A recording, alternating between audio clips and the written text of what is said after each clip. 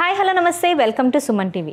అయితే మన బాడీ హెల్తీగా ఉండాలంటే చాలా రకాల మినరల్స్ విటమిన్స్ అనేది మన బాడీకి చాలా ఇంపార్టెంట్. అయితే మనం ఎక్కువగా వింటున్నది B12 విటమిన్ మన బాడీకి ఎలా హెల్ప్ చేస్తుంది, హెల్తీగా ఉంచడానికి ఎలా పనిచేస్తుంది, మనం న్యాచురల్గా ఎలా ఇంక్రీజ్ చేసుకోవచ్చు, ఈ విషయాలన్నిటి గురించి కూడా తెలియజేయడానికి ఈరోజు మనతో పాటు ఉన్నారు చిట్టిపొట్ల మధుసూదన్ శర్మ గారు, MD Ayurveda, senior most physician. So వారిని అడిగి మరిన్ని వివరాలు తెలుసుకుందాం.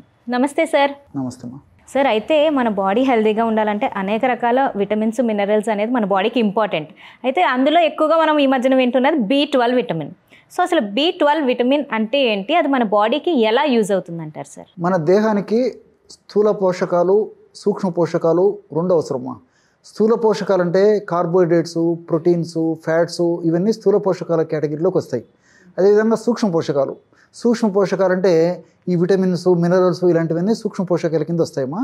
మరి విటమిన్ గురించి అడిగారు మీరు, B12 విటమిన్ గురించి. సో విటమిన్స్ రెండు రకాలమ్మా, water soluble vitamins, fat soluble vitamins అని చెప్పేసి. Okay. So water soluble vitamins అంటే నీళ్ళల్లో కరిగేటువంటి విటమిన్లు. నీళ్ళల్లో కరిగేటువంటి విటమిన్స్ అంటే ఈ బి కాంప్లెక్స్ విటమిన్స్ అన్ని నీళ్ళలో కరుగుతాయమ్మా. Okay okay. ఇవన్నీ నీళ్ళలో కలుపుతాయి. B1, B6, B12, ఇదే మిథైల్ కోబాలమిన్ అంటారు అనమాట దీన్ని. సో ఈ పైరిడా ఇవన్నీ కూడా బి కాంప్లెక్స్ విటమిన్స్ అన్నీ కూడా నీటిలో కరిగిపోతాయమ్మా. మరి కొన్ని నీటిలో కరగు, కేవలం కొవ్వు పదార్థం ఉన్నప్పుడే కరిగిపోతాయి ఫ్యాట్స్లో. ఓకే. ADEK అనేటువంటి విటమిన్స్ మాత్రము నీటిలో కరగవమ్మా, అవి మనకు కొవ్వులు కరుగుతాయి, ఫ్యాట్లు కరుగుతాయి. ఓకే. సో జనరల్గా ఇది. సో ఈ స్థూల పోషకాలు మన దేహానికి ఎలాగ అవసరమో సూక్ష్మ పోషకాలు కూడా చాలా చాలా అవసరమమ్మా. ఈ సూక్ష్మ పోషకాలు కూడా బి కాంప్లెక్స్కి సంబంధించిన పోషకాలు కూడా చాలా అవసరమైనటువంటి, దేహానికి అవసరమైనటువంటి యొక్క పోషకాలు అవి. సో ఈ మధ్యకాలంలో B12 లోపం చాలా మందిలో కలుగుతుంది. సో ఈ B12 లోపం కలగడం వల్ల ఎలాంటి లక్షణాలు వస్తున్నాయంటమ్మా, ఒళ్ళంతా పాలిపోయింటు ఉండడము, నీరసంగా ఉండడము, నిస్త్రాణ ఉండడము, తర్వాత కొంతమందికి కొంచెం షివరింగ్ అనమాట, చిన్న చిన్న దానికి వణికినట్టు ఉండడము, అదేవిధంగా కొంచెం బీపీ తగ్గిపోయినట్టు ఉండడము, తర్వాత ఈ రక్త లేమి తయారు కావడము, పిక్కల నొప్పి ఉండడము, కాళ్ళు చేతులు పట్టేసినట్టు ఉండడము, నీరసంగా, నిస్తరణంగా, ఆసక్తిగా ఉండడము, ఎప్పుడు పడుకుందాం, నిద్రపోదాం అనిపించేటువంటి టెండెన్సీ ఉండడము, ఇలాంటి అనేక రకాలైన లక్షణాలు వస్తాయేమో. అదేవిధంగా ఒక్కోసారి తలకు సంబంధించిన తల నొప్పులు రావడము, ఇలాంటి అనేక రకాలైనటువంటి లక్షణాలు కూడా ఈ B12 లోపం ఉన్నటువంటి వాళ్ళలో కలుగుతుంటాయమ్మా. సో ఇవన్నీ చెప్పేసరికి మీకు కొంత డౌట్ కూడా వస్తూ ఉంటుంది. మరి B12 లోపం ఈ మధ్య కాలంలోనే ఎక్కువగా చెప్తున్నారు కదండి, మరి పూర్వకాలం లేదు ఎందుకని చెప్పేసి. ఇది స్వయంకృత అపరాధం అమ్మా. అంటే మనకు స్వయంకృత అపరాధం అంటే మనం చేసే పొరపాట్లు, తెలిసితే చేసే పొరపాటు అనుకోవచ్చు, తెలియక చేసేటువంటి పొరపాట్లు అనుకోవచ్చు. స్వయంకృత అపరాధం వల్లనే ఈ B12 లోపం జరుగుతుందమ్మా. అసలు ఈ యొక్క B12 అనేది అమ్మా జంతు జాతుల్లో ఉంటుంది, వృక్ష జాతుల్లో ఉండదని చెప్పేసి వైద్య ప్రపంచం చెప్తుంది. అంటే జంతు సంబంధించినటువంటి మాంసం తీసుకోండి, B12 ఉంటుంది. అదేవిధంగా జంతువుల నుంచి వచ్చేటువంటి పాలు, పెరుగు, మజ్జిగ, వెన్న, నెయ్యి, వీటిలంతా B12 ఉంటుంది. ఓకే. మరి మీరు ఆకుకూరలు, కూరగాయలు, పళ్ళు ఇవన్నీ తీసుకుంటే B12 ఉండదు. కానీ ఈ మధ్యకాలంలో పరిశోధన చేసినటువంటి కొత్త విషయం ఏంటంటే ప్రజలకు అది కూడా మనం తెలియజెప్పాలి. కాబట్టి మామిడి జీడిలో B12 బాగుంటుందని చెప్పేసి ప్రూవ్ అయిందమ్మా. అది సంతోషదాయకమైనటువంటి విషయం. వెజిటేరియన్స్ కొంతమంది ఫీల్ అవుతుంటారు కదమ్మా, మాంసాహారం ఇలాంటివి తీసుకోవాలన్నా. సో మామిడి జీడిలో B12 బాగుందని చెప్పేసి వాళ్ళు అధ్యయనాల ద్వారా కనుక్కున్నారమ్మా. ఈ మధ్యకాలంలో జరిగినటువంటి మనకు శుభ పరిణామము, శుభకరమైన న్యూస్ కూడా ఇది. తినచ్చా సార్ జీడి గింజ?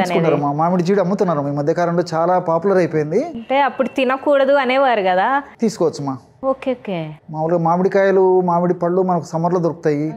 మరి పండు తినేసేసి లేకపోతే కాయలు వాడుకొని ఆ జీడి పక్కన పారేసేస్తుంటాం. అలా కాకుండా ఆ టెంకాయ ఏదైతే ఉందో పగలగొట్టేసేసి లోపల ఉన్నటువంటి ఆ జీడిని ముక్కలు చేసేసి ఎండబెట్టేసేసి పౌడర్ లాగా తయారు చేసి పెట్టుకుంటే మనం ఇలాంటి కండిషన్స్లో వాడుకోవచ్చు. మా B12 లోపం రాకుండా వచ్చినప్పుడు తగ్గేదాన్ని కూడా వాడుకోవచ్చు.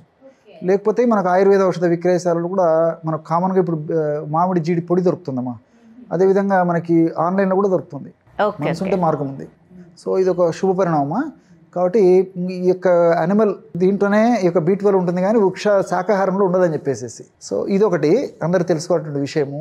మరి ఈ ఆలోచన చేస్తే ఇప్పుడు మిగతా నాన్ వెజిటేరియన్స్లో కూడా నాన్ వెజిటేరియన్ లో ప్రతి దాంట్లో B12 ఉంటుంది. కొన్ని శాకాహార జీవులు కూడా ఉన్నాయమ్మా. ఇప్పుడు మేక ఇలాంటివన్నీ శాకాహారం. అవి నాన్ వెజిటేరియన్ తీసుకోవు. మరి అలాంటి వాటి నుంచి వచ్చినటువంటి మాంసాహారం తీసుకున్నప్పుడు మరి B12 మనకు పెరుగుతుంది కదమ్మా, వాటిలో ఉన్నటువంటి B12 మనకు కూడా వచ్చేస్తుంది. సో దీన్ని బట్టి అర్థమయ్యేది ఏంటంటే B12 లోపం ఎందుకు కలుగుతుందంటే సర్వసాధారణంగా మన దేహంలోనే B12 తయారు చేసుకునేటువంటి వ్యవస్థ ఉందమ్మా. కరెక్ట్, అవును సార్. జీర్ణ వ్యవస్థలో ప్రేవుల్లో యాక్చువల్గా B12 మన జీర్ణ వ్యవస్థ ఉన్నటువంటి మంచి బ్యాక్టీరియా తయారు చేస్తూ ఉంటుంది. ఎప్పుడైతే మనం చెత్త ఆహారాన్ని మన దేహంలోకి పంపించేసి జీర్ణ వ్యవస్థలోకి పంపిస్తామో అప్పుడు మంచి బ్యాక్టీరియా వృద్ధి చెందదు. కాబట్టి మంచి బ్యాక్టీరియా ఎప్పుడైతే వృద్ధి చెందదో మంచి బ్యాక్టీరియా వల్ల B12 కూడా తయారు కాదు.